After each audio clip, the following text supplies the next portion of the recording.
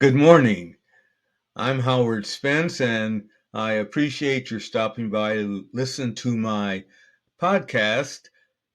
We are now halfway through Black History Month 2025, and Black history is still being written, but it is at this point under a lot of attack from people who are not Black people, claiming that there is no such thing as Black history that should be worthy of being taught to our children in the next generation or commemorized with anything like a Black History Month. In fact, with the coming of the new MAGA, MAGA administration of Donald Trump, we have seen in the last 3 or 4 weeks a whirlwind of activity by President Trump and his followers to make it very, very difficult to even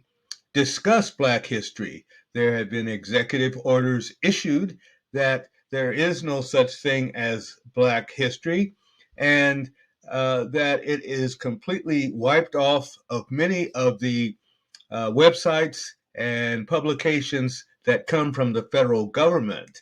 And in fact, at this point in time, under the guise of outlawing DEI, which is actually diversity, equity, and equal opportunity and inclusion, DEI, they are seeking to intimidate and frighten people who are not even a part of the government from discussing uh, the aspects of what contributions have been made to American history by Black people, by the descendants of Negro slaves.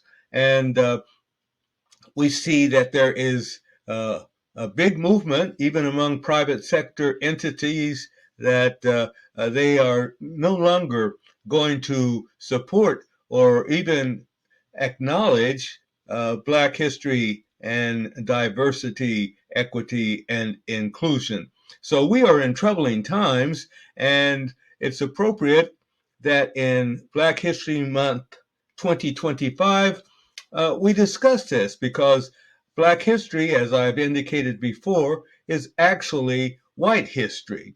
You can't have the history of America without including some Black faces and some facts about the contributions of Black people, of the descendants of Negro slaves, to the prosperity of what America is now, and to its history of how it developed.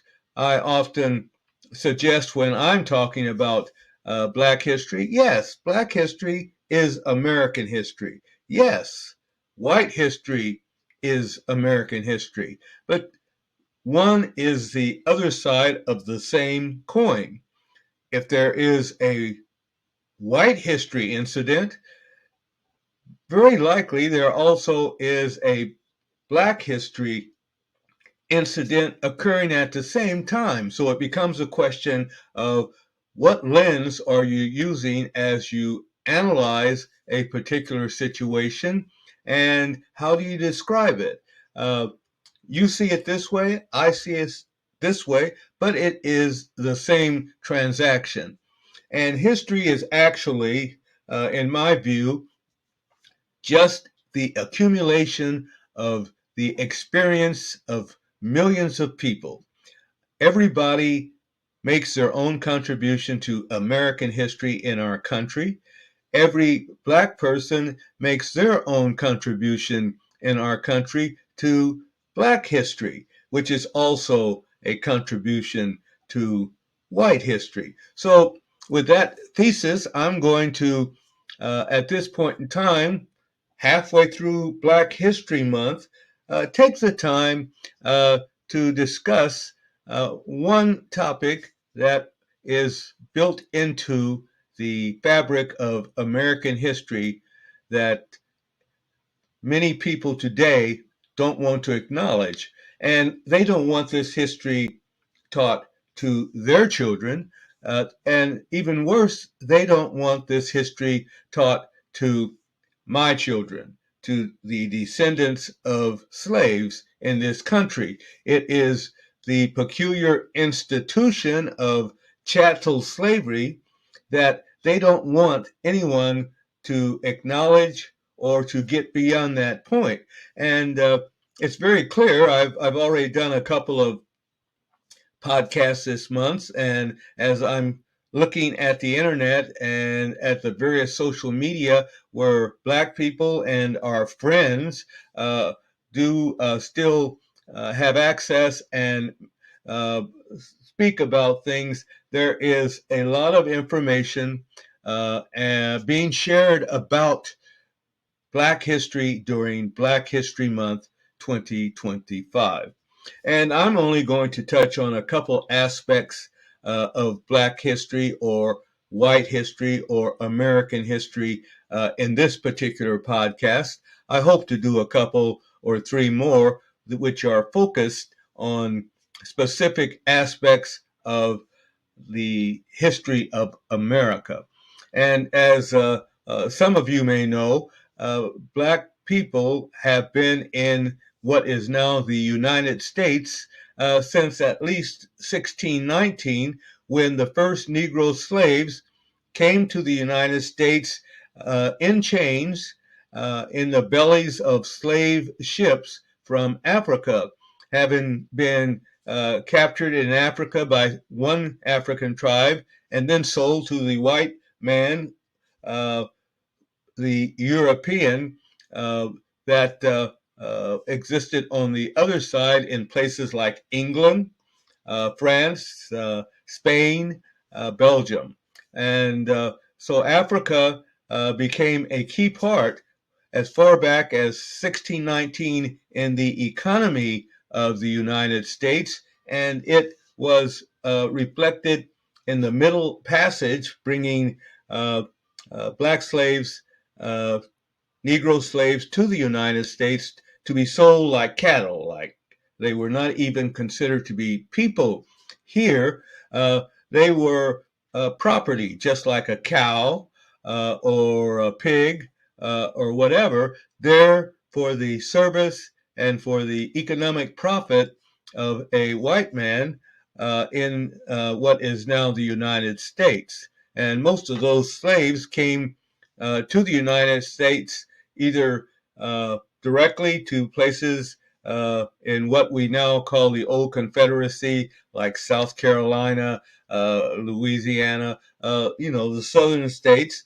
And a lot of them also came through the Caribbean, some of the islands in the Caribbean where they were first brought and then trained to be slaves. But we'll talk a little bit further about that in this particular podcast. So,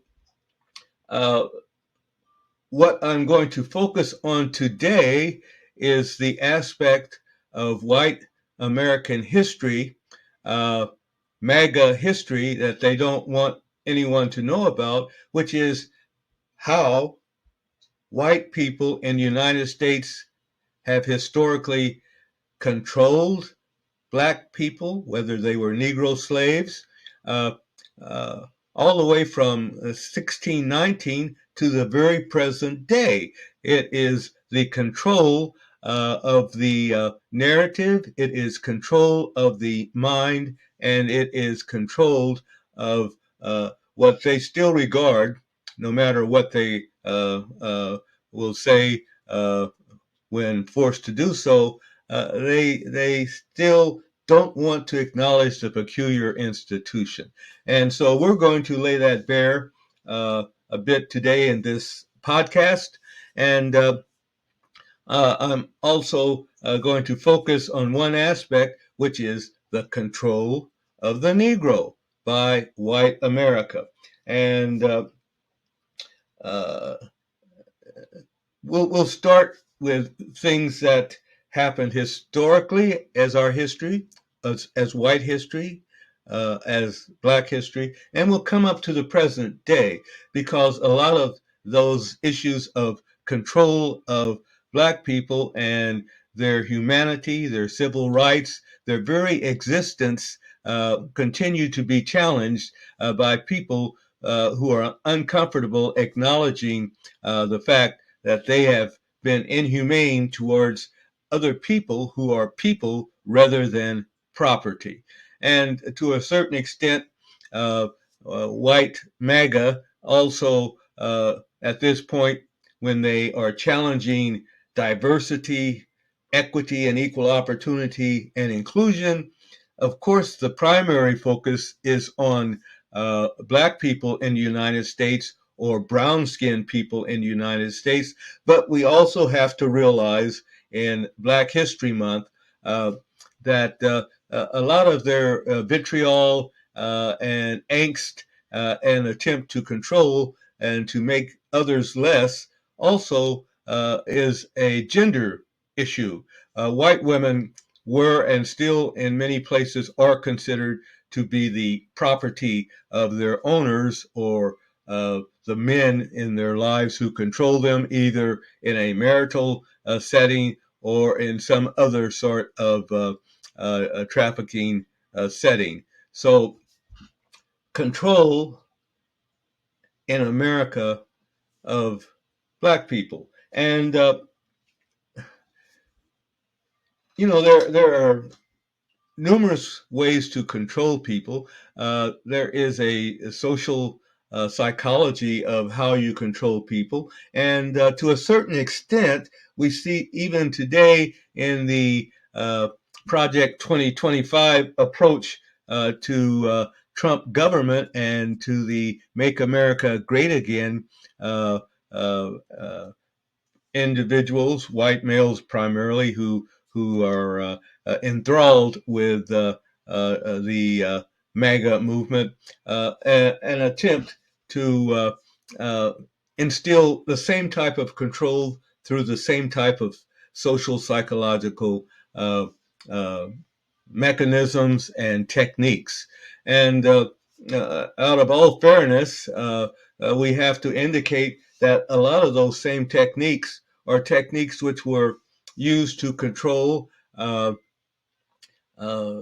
Jewish people in Europe by Adolf Hitler and his Nazi friends uh, uh, as they were seeking to cleanse the blood of Europe and to make sure that only the best people, in that case they said Aryan people, uh, were in control of everything.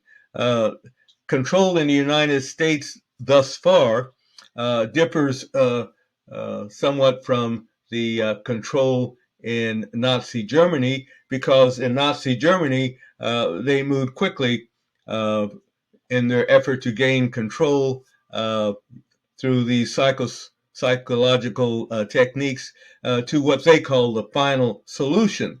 And the final solution, according to Nazis in Germany over 100 years ago, was the extinction. Round them up in groups, take them somewhere, shoot them, gas them, put them in furnaces. In other words, they were not people anyway, so get rid of them so that real people could be in control of the assets in the world. And there are parallels even today in America, which we're going to hit on. But looking at control, I was one of the Eaton County commissioners here in Michigan for 3 elected terms, and I represented uh, uh, a community that was primarily white, even though it was urban, right next to Lansing, which was primarily, it seems, uh, other than white. Certainly, there were socioeconomic and caste differences between people in Delta Township, where I lived, and people in South Lansing and other areas that abutted to my county commissioner jurisdiction. But uh, uh, Well, anyway, let's just move on with the story without going into that. And so while I was out on the Eaton County Board of Commissioners, uh, I was at that time the only black member on the board, and I was a Democrat.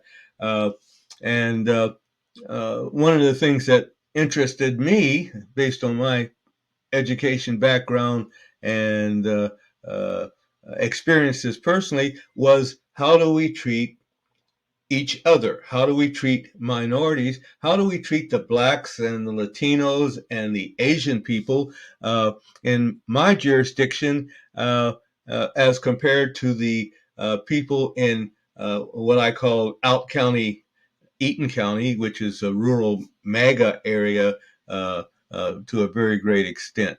And, I was on the committees for the judiciary and the oversight of the sheriff's department. The sheriff was an independent entity, but under the scheme in Michigan and most places, the funding for the sheriff uh, was contingent upon what the Board of Commissioners gave them. And so I was on the a committee that interacted with the sheriff's department for my 3 terms, and it was certainly interesting. Uh, One of the things I advocated for was, do we have any kind of diversity in our sheriff's department, which is basically our police department? Do we have any diversity in the sheriff's department, which provides police protection for my home and Delta Township? And uh, there was obviously, from my perspective, a lot of resistance to that and a lot of excuses. We would love to have some, we can't find any, or we would love to have some and we cannot attract them out here to where we are, which is primarily a white county, for what we pay them. It's hard to find good candidates to be black police. But anyway, I went a bit further and concerned myself with, uh, well, we can at least improve our training so that these white police officers could know better how to interact with people who were diverse uh, uh, in the area, who either lived here or, even more importantly, who commuted here along the interstate and whatever. And bless the sheriff. I give him credit for being, in my view, a good sheriff. But as we've heard some people on TV say lately, I've been a cop for a long time, and there is a certain mentality for that. Uh, and so uh, it was difficult, and sometimes uh, they could not understand why I was suggesting things like, why do we call our police officers, our sheriff's deputies, the road patrol? Well, from my view, the road patrol is white history, sure, but from the view of uh, uh, a black person and black history, the road patrol was, yes, the same thing, but for different purposes and with different targets. The original road patrols, which arose in sheriff's departments, but particularly in the South, were put together for the purpose of going through the roads, the back roads, whatever, and not only policing, but more importantly, looking for runaway slaves. And uh, Negro slaves have a history of trying to be free. In fact, in the mid passage from Africa, uh, some of the Negro slaves, when they had the opportunity and they were not completely in chains, jumped into the Atlantic Ocean uh, and drowned rather than come to the United States. Those Negro slaves or Africans at that point in time had as a part of their their religious belief system, the concept that when you die, you get your freedom if you are less than free when you are alive. And so they would rather go to their heaven uh, than to go to America to be slaves, especially when the treatment of chattel slaves was obviously very bad. So we had these road patrols when there were runaway slaves, and this is a control mechanism that is a part of white history, uh, but it impacted primarily Black history. So the same transactions, the same incidents were American history, and you can run, but you can't hide. That's a pun, I guess. And when Negro slaves were caught, obviously it became a learning experience for them in terms of control. You're not going to do it again. Well, what happened? Well, sometimes they were taken back. They were always severely beaten. You know, runaway slaves, you got to train them one way or the other. So beat them, take them back, but also make an example out of them. If the other Negro slaves see what happens to this Negro slave, they are less likely to run away. And so the road patrols in the South, particularly, would catch runaway slaves, and after beating them, sometimes they would lynch them. Lynching is the process of hanging somebody from a tree until they die. In other words, make an example out of somebody, uh, just like you would a dog, by killing them, and the other dogs would be less likely to run away. And we see this concept even today, where somebody like a Christy Nome, who is now a part of the MAGA Trump movement administration, he was quick to shoot a dog who was not acting to her satisfaction, because that dog don't hunt. And so, since he's not a people, since he's not anything except an animal, just blow him away. Take a gun. You know, you don't lynch dogs. They may scratch you, but in any case, the same concept. Make an example out of them. And that is a part of American history that gets what I call whitewashed. If it's discussed, it's kind of discussed in a way that makes it look like the slaves were maybe at fault, uh, and did not like the benevolence of the white masters to bring them over to this country as immigrants so they could learn skills like how to uh, hoe cotton, or shoe horses, or whatever it was that they were required to do. And you know, in fact, it's very sad and very sick that some of the MAGA governors, such as the ones that are in Florida, uh, uh, have said the foolish and evil lie of they are more fortunate that they were slaves brought to America so they could be trained. Well, you know, that's a new shift and paradigm about the benefits of slavery to the enslaved. Uh,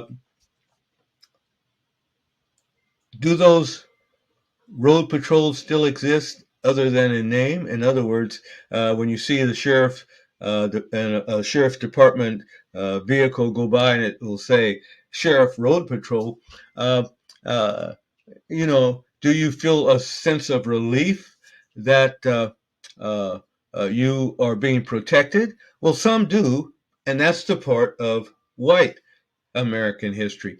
But I have to be honest, or at least give my perspective, that when the descendants of Negro slaves, including me, uh, uh, see those vehicles going up and down the street, road patrol, driven primarily by white cops, and having a tendency to pull black people over for almost nothing. It's almost like, what are you doing out here, boy? There's a tail light out. Let's talk about that.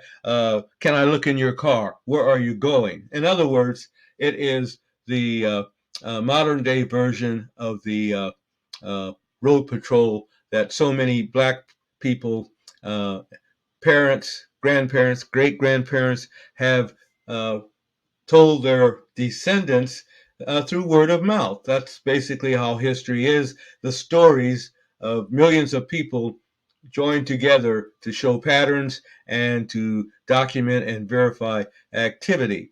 And so those road patrol uh, uh, concerns still continue as a part of American history. Uh, and I give you a couple examples of the history of white America as seen in these road patrols. At this point, just so that you can understand that modern day efforts at control still go. I am particularly interested in looking at a couple of contemporary examples in the South. They're both in Louisiana. God help Louisiana. Those people down there, uh, I wish they had seceded from the country when they tried to over a century and a half ago, because they are basically evil people who claim to be Christian nationalists. And of course, they should have allowed their slaves to go if they had seceded, but uh, who would do the work? Who would hoe the cotton? That type of thing. And so there are two instances which are making news, even uh, within the last year, about the road patrols in Louisiana. One relates to a Ronald Green, and the other relates, for example, to an Antonio Harris. And the script, you've already understood what the script would be because we discussed what the road patrols did: pull you over, uh, uh, treat you like what you are, which is a Negro or something less than human, interrogate you in a way that they never would interrogate one of themselves, intimidate you, threaten you with, we'll say you're resisting arrest, do what we say, don't ask any questions, this type of thing. And that happened in these two instances in Louisiana. But the technology has changed. One good thing about history is that now it's not just the oral recitation of stories passed on by one generation to the next generation. Now the technology is aided by things such as recorders, and in particularly video recorders. And so uh, we have instances now where it becomes obvious that a lot of cops in these road patrols uh, uh, are not really doing what they claim to do, like protecting themselves. I feared for my life. He attacked me, this type of thing. Because video cameras and in some instances, uh, video monitors that the police are required to wear while they interact with the public are showing things that differ significantly. In fact, they show that a lot of times police, when questioned about what they do, will lie. Uh, Try to get a video of an arrest incident or a traffic incident, and good luck. If it's not altered or redacted, or they even deny that it's there, by the time it does show up, uh, uh, well, that's not really what happened. Well, it's kind of difficult to say that, and even in this MAGA world where don't believe what you see, believe what I tell you. And so these two particular people Black people in traffic stops in uh, Louisiana, and not just Louisiana, all across the South, Florida, uh, uh, Mississippi and Alabama, damn, and Texas even. Uh, the video showed that they were stopped and that they were viciously beaten. In fact, in one instance, the guy was beaten 18 times with a full scale uh, flashlight, uh, apparently for no reason. And the video apparently showed that he was being taught a lesson. And the other one, Antonio Harris, was pulled out of the car by his hair and beaten, and the next day he died. Well, you don't always die, but you do learn a lesson. And in fact, it's kind of interesting that when confronted with what was going on and asked, why were you beating the guy with a flashlight, the Louisiana trooper said, I was just uh, exercising pain compliance techniques, which police officers use. Well, pain compliance, in other words, what is that? Uh, I had not actually heard it described that way before. And I guess for those who are interested in history, what is pain compliance as a control tactic? It's basically beating somebody's ass until they act like you want them to, whether or not they uh, deserve or need that beating. And so there we have pain compliance from the road patrol. But, that type of thing still continues. Like I said, this was within the last couple of years. And it's hard to get a conviction even when it's right there on screen and people can see it. Uh, uh, they basically say, "I feared for my life." It's kind of a stand your ground situation. I stop you, I jerk you out of the car, and suddenly I'm afraid and I beat the crap out of you or kill you or whatever. And sometimes juries uh, uh, will do the okey doke and validate that. It's hard to get a civil rights conviction for giving a Negro an ass beating or butt whipping in today's world. And of course, nobody ever thought that that would be challenged during the antebellum times and also thereafter during uh, uh, Reconstruction and Jim Crow 1, Jim Crow 2, and any other Jim Crow eras that have happened. But not just in the South. Uh, uh, Pain compliance, road patrol. We have an instance of this police mentality for controlling dangerous people, and you hear people like Trump and his MAGA accolades describing anybody other than white Anglo-Saxon Christian nationalists as rapists, murderers, dangerous criminals. Uh, and sometimes the dangerous criminals seem to be people who get pulled over because of a taillight or because they were not driving appropriately and maybe they were drunk or whatever. Or maybe it looked like they were smoking marijuana in the car, if you can see that as you're doing 40 or 50 miles an hour down the road. But in any case, right here in Michigan, uh, and this occurred within the last couple years, and it's a continuing story of somebody named Lyoya who was uh, not an American citizen. He was over here as a refugee from the Congo, an African, and he got pulled over. And when he got pulled over, he jumped out of the car and started running. And you don't run away from a police officer for a traffic stop, do you? Well, you do if you're afraid you're going to get your butt kicked or killed. And unfortunately, Mr. Lyoya uh, did get killed.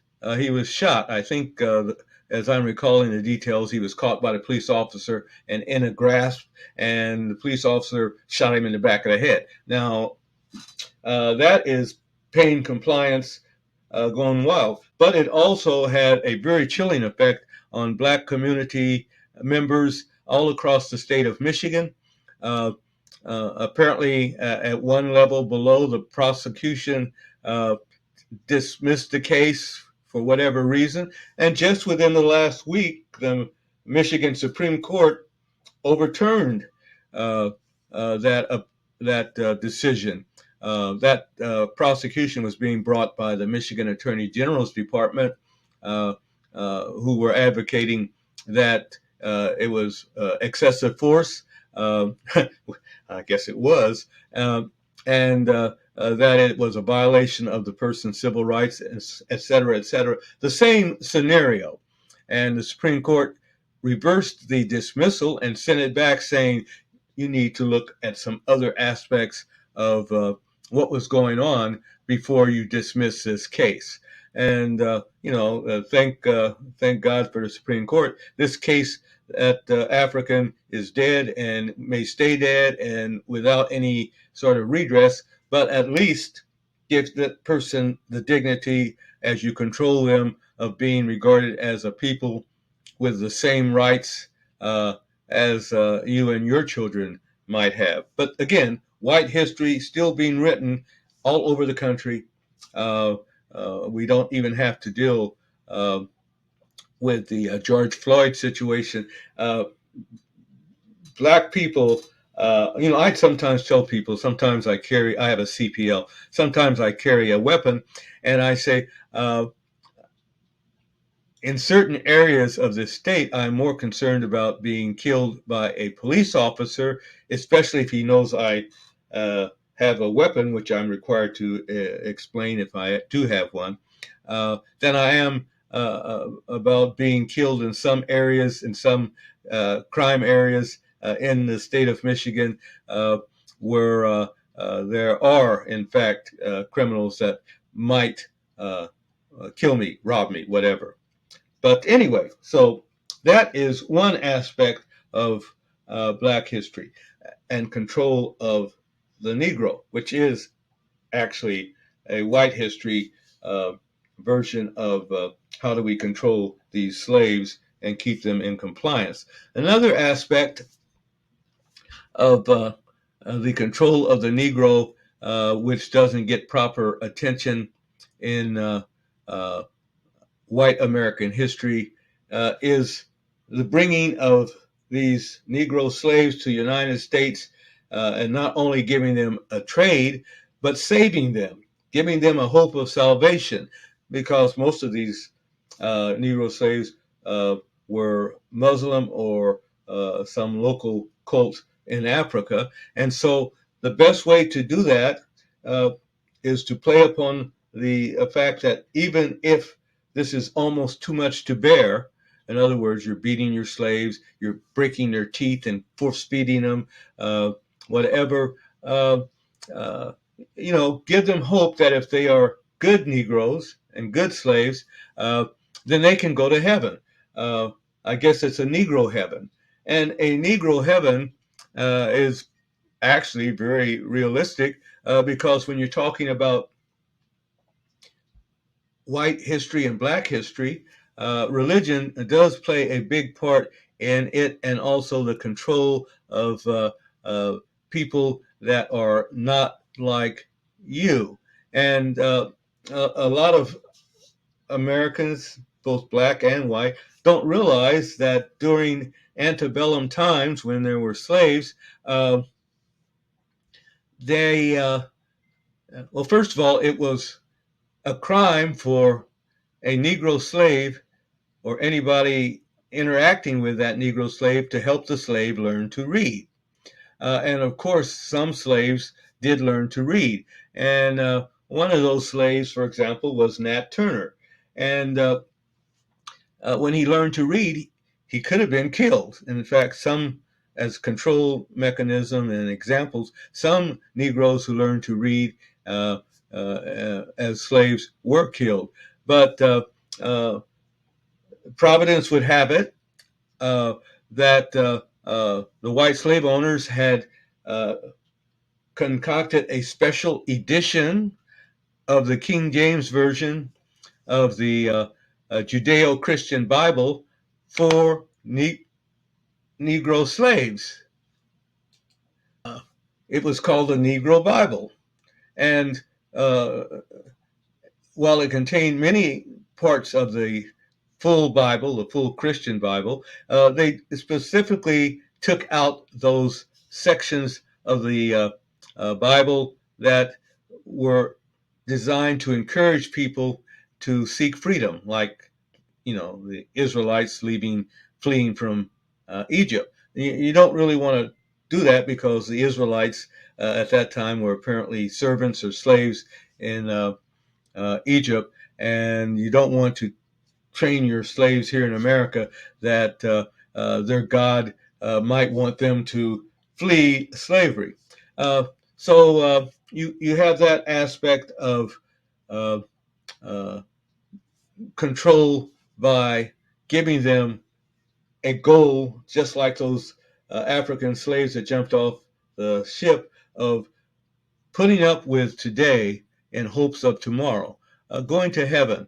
And I suppose it would be a white person's heaven, but just like they had a special Bible, a Negro Bible, today many Christian nationalists, if they think that good slaves go to heaven, also maybe think that they go to a Negro heaven, but we'll deal with that. That when I was teaching, I used to I just did this video, this podcast on Christian fellowship, and it's the issue that came up, like you save them, but you don't want to fellowship with them. So anyway, long story short, um, in this control episode, the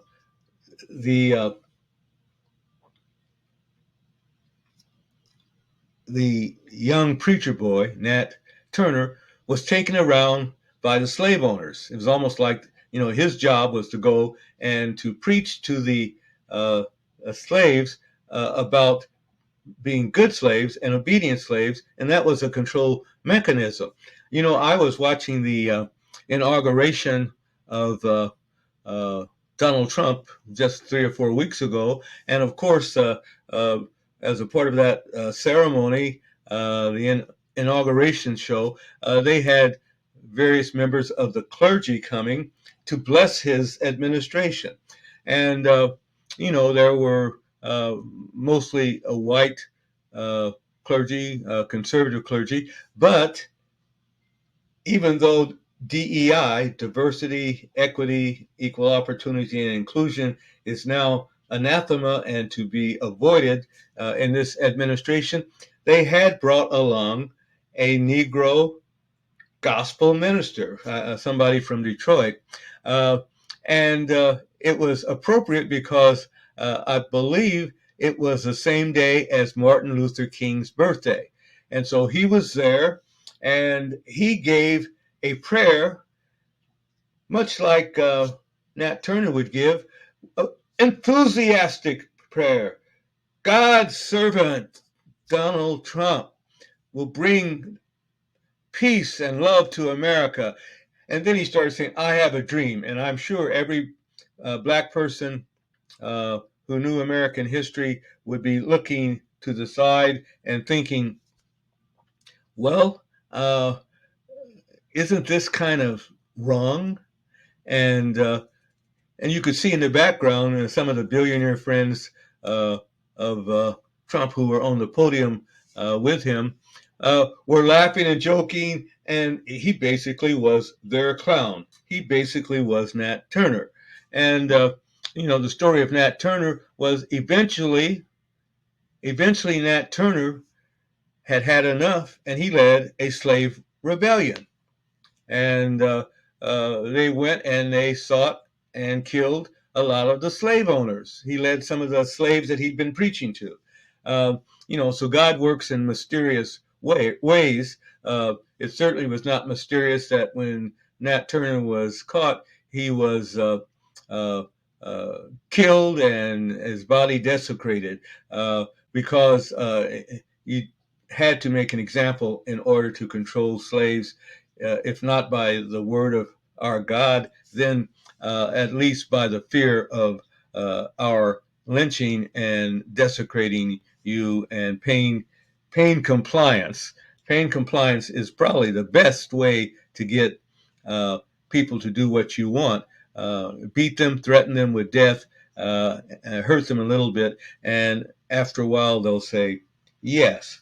Um, and in fact, this from a historical standpoint, this is somewhat questionable. It may have been a parable rather than a historical uh, uh, recitation or whatever. It's the story of William Lynch. Uh, and according to the story, he was a consultant uh, from the Caribbean who had experience in controlling and training Negro slaves. And as the story would go, he had gone to Virginia as a consultant to help those slave owners know some of the best techniques for controlling their slaves. And while this may, as I indicated, not be factually based, uh, it does serve a purpose, and it's still out there, not totally disputed, but certainly questioned. But the reason I'm bringing it up is not as a factual thing, but based on the fact that he gave what was a social psychological analysis of how you train your slaves, and it looked a lot like pain compliance, which is, again, as I indicated, in American history and in the history of the world, one of the best ways to get what you want is to give people pain compliance. And it was a lead in to what I'm about to say now about the training and control of uh, Negro slaves. I had indicated that a lot of those slaves came through the Caribbean, were trained there, and then shipped north as after the middleman had fixed it so that they were safe, the product was safe, and they sold them north, resold uh, just like cattle or whatever, and uh, and that in and of itself is a history of control, which brings a different type of pain compliance. Have you ever heard of buck busting?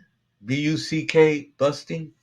Uh, this is verified. You can read about it. You can go to Wikipedia and places like that. You can even Google it. Maybe you can't Google it because I understand Google just took out a lot of DEI information from their websites in deference to some of the demands coming from the Trump White House to not have anything that looks like African American history or diversity, equity, and inclusion.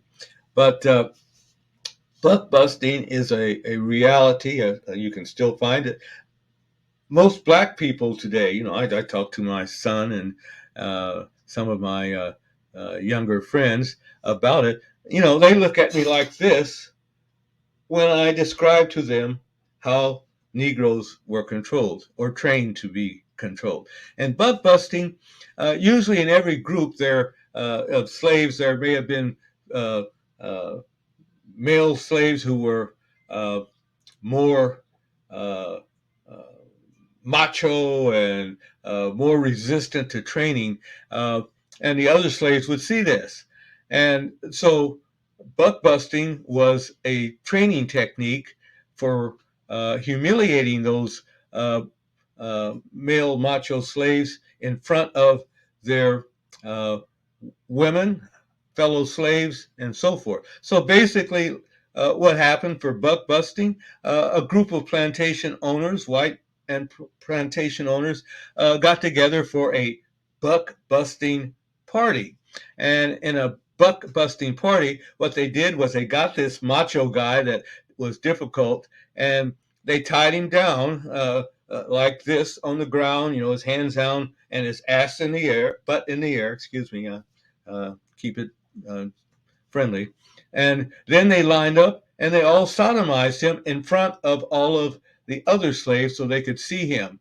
This person who had been an hero or a role model, there screaming in pain as white owner after white owner entered him through his rectum and basically treated him like some of them might have treated their cows.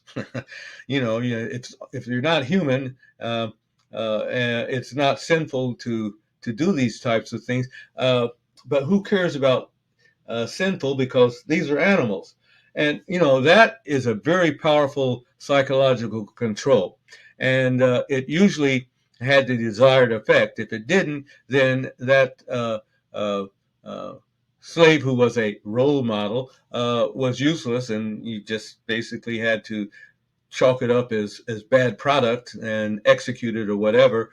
So there we have another example. And, like I said, it's not peculiar to white history in America. This is history that is a reflection of the nature of man to be contrary to those who are not like me. The Nazis didn't particularly consider Jews to be people, and it showed. But also, it's not tied to one particular phenotype or race. Uh, you may be aware, because it impacted American history too, of the fact that there is a country called Rwanda, which is one of the colonies of, I think it was Portugal, that was set up in Africa. And as is the case, anytime you have a white colony with black subjects, a lot of the people, the offspring of those black Africans, was a mixed race. Uh, you know, some white man had basically impregnated an African, and their offspring often looked different. They didn't look like they were white. They didn't look like they were African, and so the Africans who were pure did not like the fact that the pure African blood had been stained by the impregnation of from white people primarily, and they had distinctive characteristics. The pure Africans had noses like mine, see, and the half-breeds, mixed race, descendants of white settlers in Rwanda may have had noses like this. And that one phenotype difference led eventually to an uprising in Rwanda between the Tutsis and the Hutsis that resulted in a million mixed race Rwandans being slaughtered, chopped up with machetes, a million, dead on the side of the road, demonized. And I think President Clinton says one of his main regrets was that when that uprising occurred, he did not intervene to save any of the 1 million mixed race Rwandans. But in any case, how else do you control Negro descendants in the United States? Well, you get together your armed militia. It's not just a sheriff's patrol. You have groups of people running around even today in Jeeps carrying AKs and with Confederate flags waving proudly. And many black people in Michigan who dare to get off of the interstates between places like Lansing, Grand Rapids, and Detroit may have been intercepted by these Michigan militia or whatever they want to call themselves. Uh, uh, they are pretend cops, they are pretend army, and sometimes they are not pretend aggressors and so forth. Uh, you be a brave or foolish Negro during the time I was in school at Michigan State University to drive alone at night on a back road in places near, for example, Howell, Michigan, where a lot of these militias hanged out and patrolled uh, because the sheriff's patrols were not adequate. Well, they're still around. And if they didn't call themselves militia, they called themselves Ku Klux Klan of America or whatever. And they had symbols of their Christian nationalism, such as crosses, which they liked to burn to intimidate and bring fear to Black people in particular during the post-war, post-first Civil War era, during the Jim Crow era. And uh, you know, to a certain extent, they were basically cowards because one of the ways that you enforce pain and assert your own superiority is you do it in groups. Uh, by day I'm a meek person. You may think I'm a member of the KKK, but at night when I'm there with 60 of my brothers around your house burning crosses, uh, uh, with my head covered with a white hood, which all you can see is those evil eyes. When you're in that situation, it's pretty intimidating and it is continued control. Even to this day, the Ku Klux Klan was active, and who knows, it may still be active, even here in the Lansing, Michigan area. Uh, and uh, some of those people are MAGA people now, and some of those people are on juries that decide that the value of a Black life is not great because look where they're coming from. They're just basically the sons of profit. Um, let's see if there's anything else. We talked about lynching, the Negro Bible. Black Lives Matter. Well, yeah, Black Lives Matter. Uh, White Lives Matter. Sounds like it's a part of the same coin. Well, white people criticize people who are black saying Black Lives Matter. Uh, they said, no, all lives matter. But the only problem is sometimes when you're talking about all lives from a white history MAGA perspective, you're really talking about all lives like me. And that is not what the original Black Lives Matter agenda included. Um, let's see. Well, I guess that's a good amount of uh, Black history to discuss in terms of uh, Black History Month and control of uh, Negro slaves and their descendants. I do appreciate your uh, taking time to listen. I hope you will fact check me. I don't mind being fact checked when I give facts. I certainly have my own opinions. I'm an old man. I can understand uh, a lot of the lack of understanding of what is Black history among even Black people, especially if it is hidden. So hopefully you'll join me before Black History Month is over for some of my other podcasts. They're not all going to be about Black history during Black History Month, but uh, uh, I do still enjoy teaching and expressing my opinions. So please respect my opinions, and I will respect yours. Have a great day. Have a great Black History Month. Have a great Make America Great Again year.